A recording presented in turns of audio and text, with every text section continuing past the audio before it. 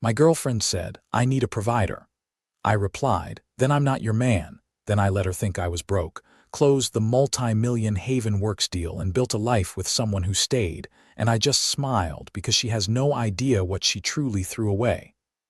My girlfriend said, "I cannot go backward with you. I need someone who can provide."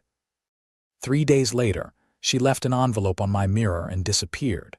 What she did not know was that I let her think I was broke on purpose. I am a 33-year-old civil engineer.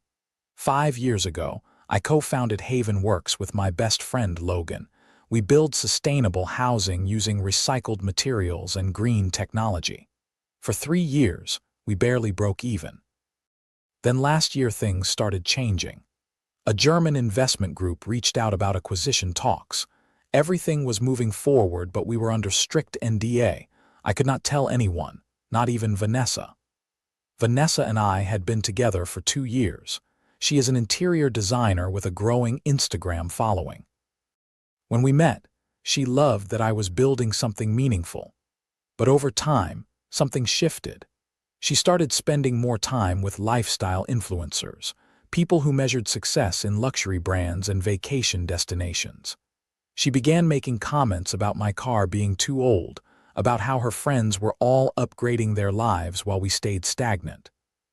About 6 weeks ago, she started pushing harder about Aspen. She said once the Haven Works deal went through, we should get a cabin there because everyone in her circle was upgrading. I told her we were not at that stage yet. She looked at me like I had disappointed her. She said she needed to know if I could provide the lifestyle she deserved. Then the rumors started. Someone leaked false information that Haven Works had lost its investors. A tech gossip blog ran a headline saying our startup was crumbling. It was completely untrue. The acquisition was still moving forward, but the NDA meant I could not publicly correct anything. My PR advisor wanted to issue a statement. Logan was furious and wanted to fight back, but I made a decision that surprised everyone. I told them to let it breathe. I wanted to see who would still stand next to me when the lights went out. That night, Vanessa called. Her voice was different, careful. She asked if we were broke now. I told her we hit a rough patch. She asked how rough. I said sell the condo rough. Even though we were renting, there was this long silence on the phone. Then she said she would call me tomorrow. She did not. For 3 days, I heard nothing. I texted her twice. She responded with short messages. I am processing things. I need space. On the 4th day, I came home from a 16-hour session at the office. There was an envelope taped to my bathroom mirror. Inside was a note on her expensive stationery. It said she loved me, but she could not go backward. She said I needed time to rebuild and she needed stability and that I should not take it personally. Half my closet was empty. She had taken her things while I was at work. She left her keys on the kitchen counter next to a bottle of champagne I had been saving for our anniversary. That bottle cost me $200. She did not even take it. Logan came over that night. He saw the champagne and said that was how you knew it was real. I tried to make a joke about maybe she did not like the label, but my voice cracked halfway through. Here is what I did not tell Vanessa. The acquisition was not dead. It was days away from closing. I had let her believe I was failing because I wanted to know what she would do, and now I knew. Part of me feels vindicated. Part of me feels completely gutted. Was I wrong to test her like that? I keep thinking about that champagne bottle. $200 seemed important 2 weeks ago. Now it just feels stupid. The worst part is I still miss her. I miss the version of her that used to sit in our prototype houses and talk about building something that mattered. I do not miss the woman who left that note. Maybe they were never the same person. I do not even know what I am asking here. I guess I just needed to write it down somewhere before I lose my mind. Update 1. It has been 2 weeks since I posted. Thank you to everyone who shared their own stories. It helped more than you know. Some of you called me manipulative for testing Vanessa. Others said I dodged a bullet. A few said both things were true, and that is probably accurate. But things have gotten significantly more complicated, and I need to update you. Within a week of Vanessa leaving, her story started spreading. Not the real story, her version. She told people I had lied about being successful, that I had misrepresented my company. Her influencer friends picked it up. Suddenly, there were vague posts about red flags and men who pretend to be more than they are. Nobody named me directly, but the timing was obvious. Two of our potential clients asked Logan if Haven Works was actually legitimate. One of them pulled back from a contract that hurt. Vanessa was actively damaging something I had built over 5 years. Logan wanted me to say something publicly. He was furious, but I told him to wait. If Vanessa was this willing to throw me under the bus when she thought I had nothing, I wanted to see how far she would go. Then something unexpected happened. I got a DM on LinkedIn from someone named Derek. He introduced himself as Vanessa's ex-funk from about 4 years ago. I had heard her mention an ex briefly, saying it ended badly and he had not been emotionally stable. Derek's message was respectful. He said he had seen the rumors circulating and wanted me to know that Vanessa had done something very similar to him. Derek sent screenshots. They were text conversations between Vanessa and a friend from 4 years ago right after their engagement ended. Vanessa was talking about Derek. She said he was sweet, but potential did not pay bills. She talked about needing someone more established, someone who could provide the lifestyle she had worked hard to build. The texts were almost identical to things she had said to me. Derek explained that he had been a junior architect when they met. 6 months into their engagement, his firm downsized and he lost his position temporarily. He had another job lined up, but there was a 2-month gap. Vanessa left during that gap. She told their mutual friends that Derek was emotionally unstable and not ready for marriage. The rumors followed him professionally for months. Then 8 months later, when he made partner at a prestigious firm, Vanessa called him crying. She said she had made a mistake and wanted another chance. Derek said no. He had spent those months rebuilding and finally understood that her love was conditional on his financial performance. I read those messages maybe 20 times. I called Logan and sent him everything. He went quiet, then said it was like reading a case study in emotional return on investment. She calculated whether people were worth her time based on their current market value. Around this same time, Logan's sister, Riley, showed up at our Haven Works office. Riley is a travel photographer who does work with environmental nonprofits. She was in Portland shooting a piece on sustainable housing. When she arrived, I was at my desk at midnight. I had been there since 600 in the morning. I had not eaten. Riley went out and came back with soup from the Vietnamese place down the street. She sat with me while I ate, helped me organize paperwork, and we talked. I told her everything. When I finished, she said, "Sometimes the hardest thing about being proven right is realizing how long you were wrong." Before she left, Riley took a photo of one of our prototype EcoUses. It was unfinished, but you could see the solar arrays and rainwater collection system. She posted it on Instagram with a caption that said, "Real builders do not flex online, they build offline." The post went viral. Within 2 days, we had news outlets reaching out and 3 new clients contacting us directly. Haven Works became the humble heroes of green housing. Vanessa had no idea. She was still posting about letting go of toxic energies and choosing yourself first. The engagement was dropping. People were starting to question the vague posting. I want to be clear about something. I did not set out to destroy Vanessa. I just wanted to know the truth about who she was. And now I knew she was someone who loved the idea of building something meaningful, right up until it required her to be uncomfortable. She was someone who would burn down your reputation to protect her own story, and she was someone who had done this before and would probably do it again. Update 2. The acquisition closed last Tuesday. Haven Works was purchased for $5.3 million. I am staying on as Chief Operating Officer with a significant salary increase and equity. Logan is Chief Technical Officer when the deal finalized. Logan opened a beer and asked if I was going yacht shopping or joining a monastery. I told him neither. I said I was buying back silence. That night I got a text from Vanessa. "Heard Haven Works survived. Congratulations. I always knew you would pull through. Maybe we could talk." I stared at that message for a long time. She always knew I would pull through. She had left an envelope saying she could not go backward. She had told people I was a liar, and now she always knew. I texted back, "You left when you thought I would not." 3 dots appeared, disappeared, then appeared again. Finally, she responded. "That is not fair. I was scared. I made a mistake. Can we please just meet and talk about this like adults?" I did not respond right away. When I got back from a walk, there were 4 more messages. She said she had been going through something difficult. She said she deserved a chance to explain in person. Part of me wanted to say no, but there was another part that wanted her to sit across from me and see exactly what she had given up. I texted her back the next morning. "Fine. Same say F where we had that conversation about you deserving stability." Saturday at 200, she responded immediately. "Thank you.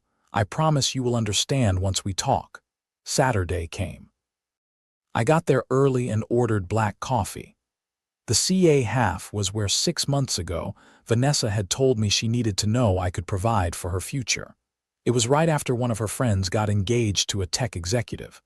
Vanessa walked in at exactly 2 wearing designer white. She looked good. That was the frustrating part. She looked exactly like the woman I had fallen for. But I knew better now. She sat down, there was a moment of silence, then she started.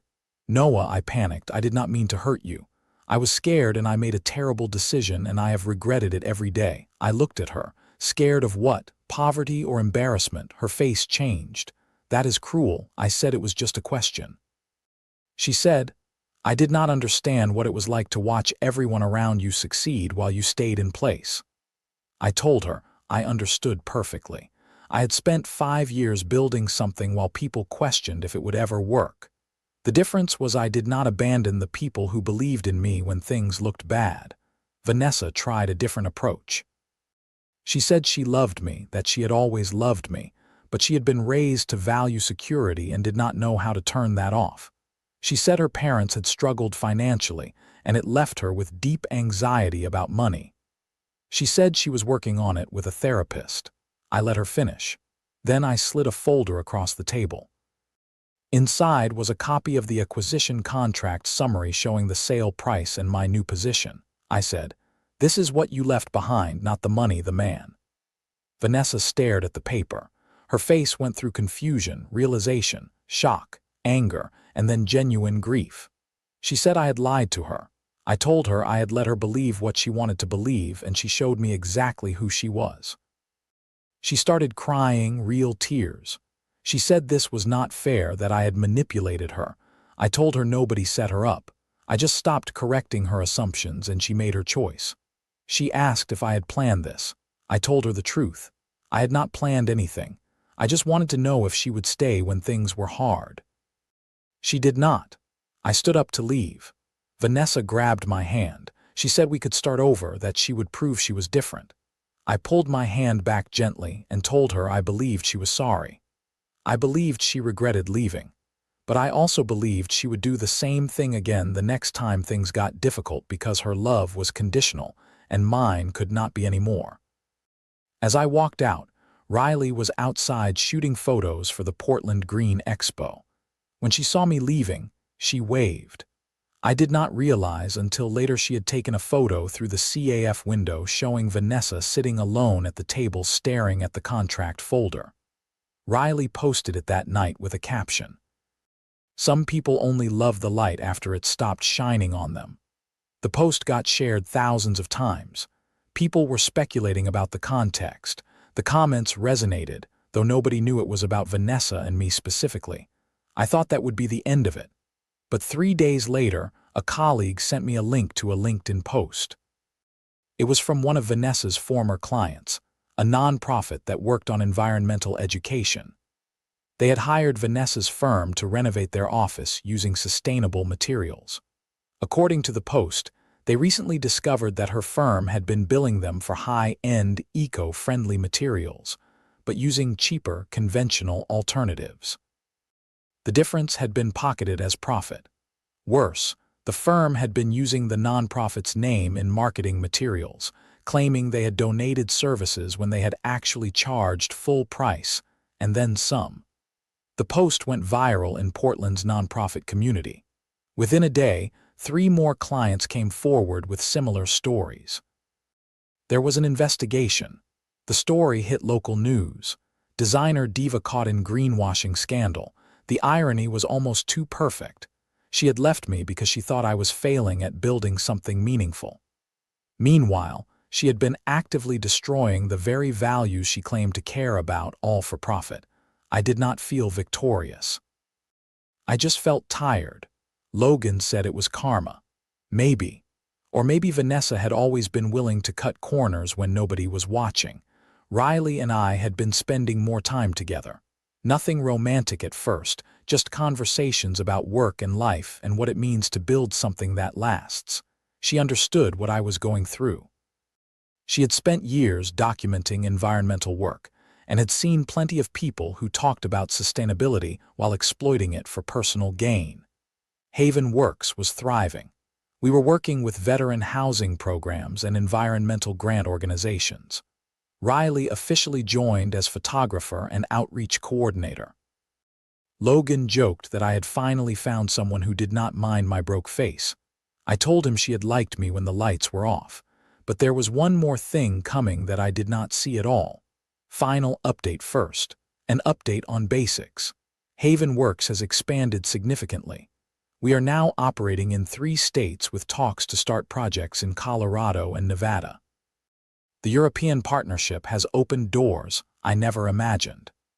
We are building affordable eco-housing for veterans, working with indigenous communities on sustainable building practices, and developing educational programs for young people interested in green construction.